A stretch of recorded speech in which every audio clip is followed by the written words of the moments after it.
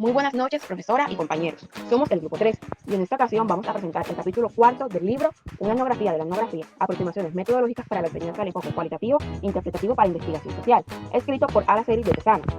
El tema que desarrollaremos se titula Los prejuicios del investigador. Este trabajo ha sido elaborado por el grupo 3, integrado por Carolina Esther Barragán Sáenz, Jocelyn Julia Jiménez Vallejo, Carolina Navarro González, Gabriela San Juan Álvarez, Natalie González Guzmán y Rose Padilla Bay. Primero hablaremos sobre los conceptos clave. Cuando hablamos de prejuicios en investigación, normalmente pensamos en algo negativo, en ideas equivocadas que deberíamos borrar, pero Gadamer nos muestra otra manera de entenderlo. Él menciona que el prejuicio no es un error, sino un juicio previo, una idea que aparece antes de tener todas las pruebas.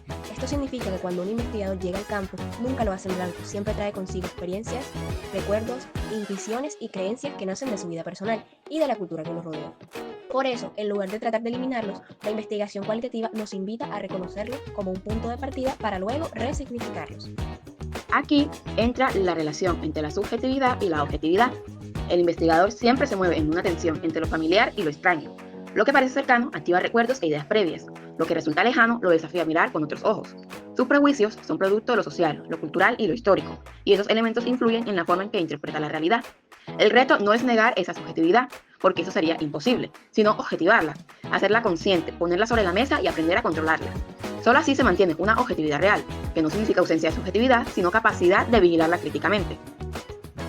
Los prejuicios tienen distintos ámbitos de emergencia. Por un lado, nacen de la historicidad personal, lo que es la biografía, las experiencias de vida, las intuiciones y las percepciones que cada uno lleva consigo.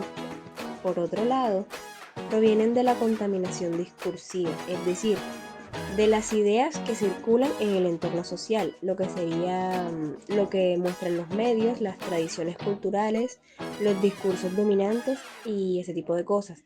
Ambos orígenes se mezclan y el investigador debe reconocer cómo actúan en su manera de mirar. Una forma en que los prejuicios se vuelvan visibles es a través de las opiniones. La opinión es la expresión externa del prejuicio, la manera en que se manifiesta en el discurso.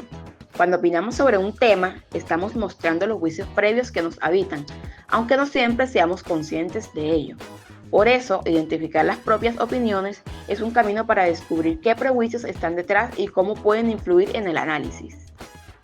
Para trabajar con ellos existe el proceso de desprejuiciamiento. Esto no consiste en borrar los prejuicios, sino en sacarlos a la luz y analizarlos críticamente.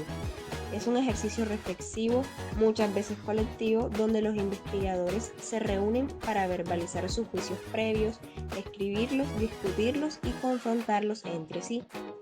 Estos registros se conservan y más adelante en la etapa de interpretación se comparan con lo que se encontró en el campo. Así se puede ver cómo los prejuicios iniciales se transformaron, cuáles se confirmaron, cuáles se modificaron y cuáles fueron superados. En este punto aparece el valor heurístico del prejuicio. Lejos de ser un obstáculo, los prejuicios se convierten en una herramienta metodológica. Funcionan como un motor inicial que impulsa preguntas, abre caminos de observación y, al ser confrontados con la realidad y con la teoría, permiten construir nuevas categorías y significados. En ese contraste entre lo que pensábamos y lo que encontramos se genera el conocimiento.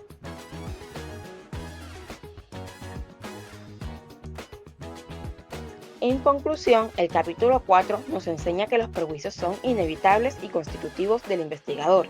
No se trata de negarlos ni de esconderlos, sino de reconocerlos, objetivarlos y trabajarlos críticamente. De esa manera, los prejuicios dejan de ser una traba y se convierten en una de las mayores riquezas de la investigación cualitativa, porque nos ayudan a comprender la realidad de una forma más profunda y auténtica.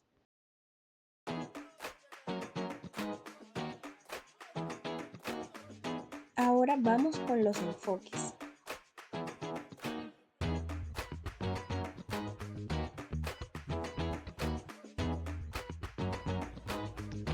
Cuando hablamos de prejuicios en la investigación y en la educación, no se trata de verlos como errores que hay que borrar.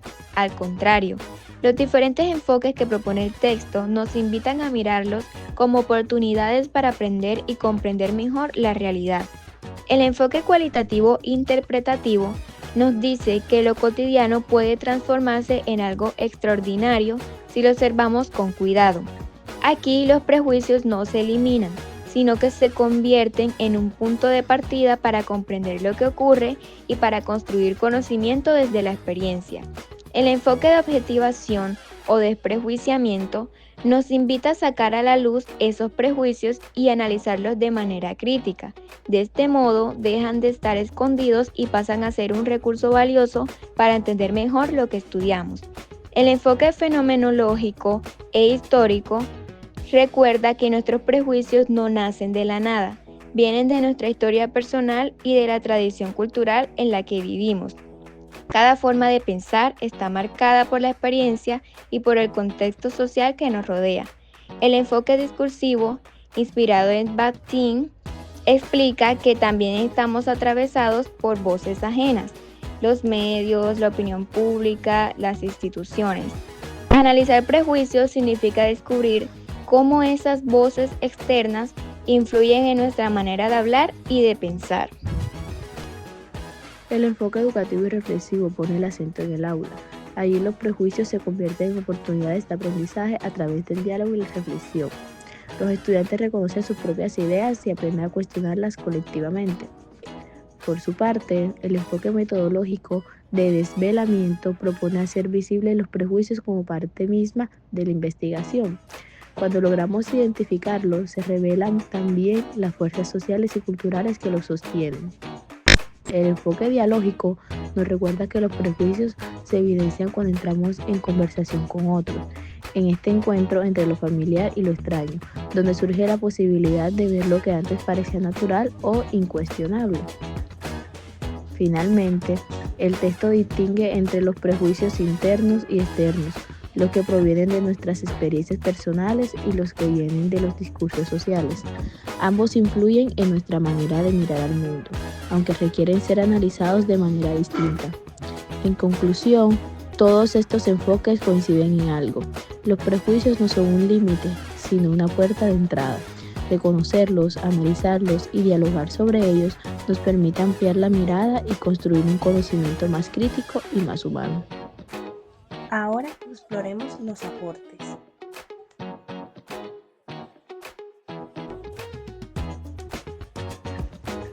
Primer aporte: los prejuicios como punto de partida del conocimiento. El capítulo plantea que ningún investigador llega en blanco al trabajo de campo. Siempre llevamos con nosotros ideas previas, experiencias y creencias que influyen en la mirada. Lejos de ser un obstáculo, estos prejuicios son el punto de partida de la indagación. Reconocerlos nos permite transformarlos en recursos que orienten la observación y el análisis, en lugar de que se conviertan en interferencias ocultas. Segundo aporte: la objetivación de los prejuicios de lo inconsciente a lo consciente. El verdadero problema no es tener prejuicios, sino no hacerlos explícitos. El texto insiste en el que el investigador debe objetivar sus prejuicios, es decir, sacarlos a la luz, registrarlos y analizarlos de manera crítica. Este ejercicio de vigilancia epistemológica permite separar lo que pertenece a la mirada previa de lo que realmente surge en el campo, garantizando mayor rigor y transparencia en la investigación. Tercer aporte: estrategia metodológica, el desprejuiciamiento colectivo. La autora propone una práctica concreta para enfrentar los prejuicios. Consiste en realizar secciones de desprejuiciamiento en equipo. Cada investigador escribe sus ideas iniciales sobre el tema. Luego se leen, se transcriben y se discuten colectivamente. Este procedimiento tiene dos beneficios. 1.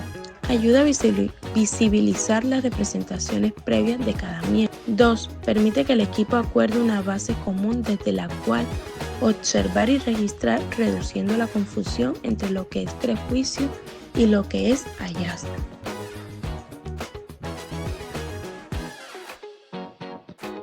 Cuarto, el cuaderno de campo como espacio de autorreflexión. El cuaderno de notas no solo es un registro objetivo de hechos, también debe contener las emociones, dudas y prejuicios del investigador. De esta forma se convierte en una herramienta de autorreflexión que acompaña todo el proceso.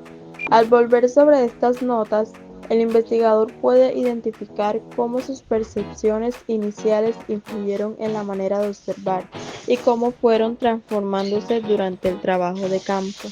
Como quinto aporte tenemos el valor de los prejuicios en la interpretación final. Cuando llega el momento de interpretar los resultados, los prejuicios no deben descartarse. Al contrario, reaparecen como elementos que enriquecen la comprensión. Contrastarlos con los datos recogidos permite ver cómo las ideas iniciales se confirmaron, se modificaron o se transformaron. Así, los prejuicios se convierten en un recurso para construir nuevas categorías de análisis y lograr interpretaciones más profundas y críticas. Y como último aporte tenemos la dimensión pedagógica, formar investigadores conscientes de su mirada. Finalmente, la autora subraya que enseñar a trabajar con los prejuicios es parte de la formación metodológica. La tarea del docente no es pedir a los estudiantes que sean neutrales o que borren sus ideas previas, sino guiarlos para que aprendan a reconocerlas, escribirlas y analizarlas. Esto fortalece la capacidad crítica y prepara a los futuros investigadores para producir conocimiento más honesto y fundamentado.